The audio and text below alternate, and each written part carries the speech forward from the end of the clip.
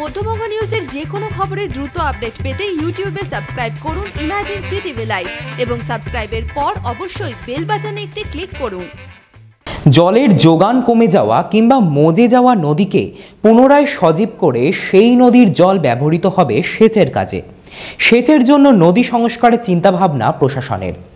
MGNREGA প্রকল্পে এই কাজ দ্রুত শুরুর পরিকল্পনাও নেওয়া হচ্ছে। মজে যাওয়া কিংবা জলের যোগান কমে যাওয়া নদীগুলি সংস্কারের পরিকল্পনা। মহাত্মা গান্ধী জাতীয় গ্রামীণ কর্মসংস্থান নিশ্চয়তা প্রকল্পে সেচের জন্য নদী সংস্কারের চিন্তাভাবনা প্রশাসনের। এই বিষয়ে বেশ কিছু নদীও চিহ্নিত করা হয়েছে ইতিমধ্যেই।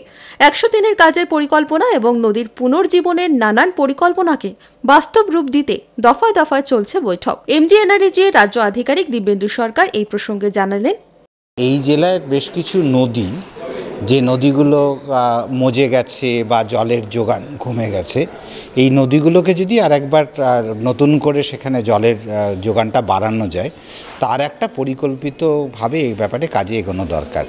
আমরা দেখেছি, আমরা পশ্চিমাঞ্চলের কয়েকটা জেলাতে এই নিয়ে কাজ করেছি। ঊষর মুক্তি বলে আমাদের একটা প্রজেক্টই আছে NREGA-এর মধ্যেই। সেই প্রজেক্টে বেশ কয়েকটা জায়গায় ভালো কাজ হয়েছে। উত্তর দিনাজপুরে কুলিক নদীতে এই একই রকমভাবে আমরা কিছু ভালো কাজ করেছি। তো সেটারই একটা রূপ এখানে দেওয়া যায় কি না।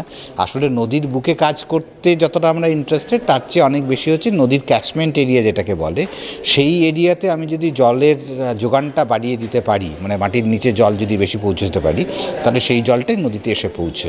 তো সেইটার একটা কম্প্রিহেন্সিভ প্ল্যানিং করা দরকার। সেইটা নিয়ে আমরা আজকে সকাল থেকে পুরো লাঞ্চের আগে পর্যন্ত পুরো পিরিয়ডটাই এটা নিয়ে আলোচনা করেছি। বেশ কয়েকটি নদী আইডেন্টিফাই করা হয়েছে যে নদীগুলোতে আমাদের কাজ করা দরকার বা নদীর ক্যাচমেন্ট এরিয়াতে কাজ করা দরকার।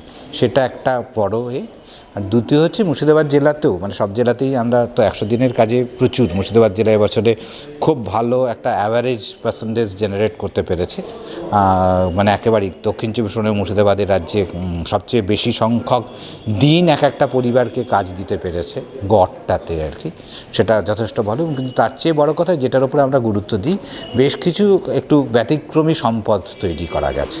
তো এই সম্পদগুলো কী করা গেছে, কীভাবে করা গেছে, এগুলো একটু আমরা রাজ্য স্তর থেকে বোঝারও চেষ্টা করছিলাম।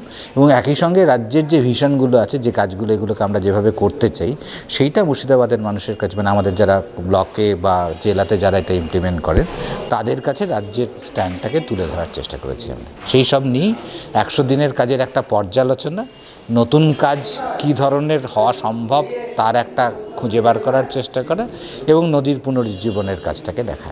যদি মধ্যবঙ্গ নিউজের এই খবরটি ভালো লেগে থাকে তাহলে অবশ্যই একটি লাইক দেবেন এবং ইউটিউবে ইমার্জেন্সি টিভি চ্যানেলটি সাবস্ক্রাইব করবেন। আর যে কোনো খবরের দ্রুত আপডেট পেতে সাবস্ক্রাইব করার পর বেল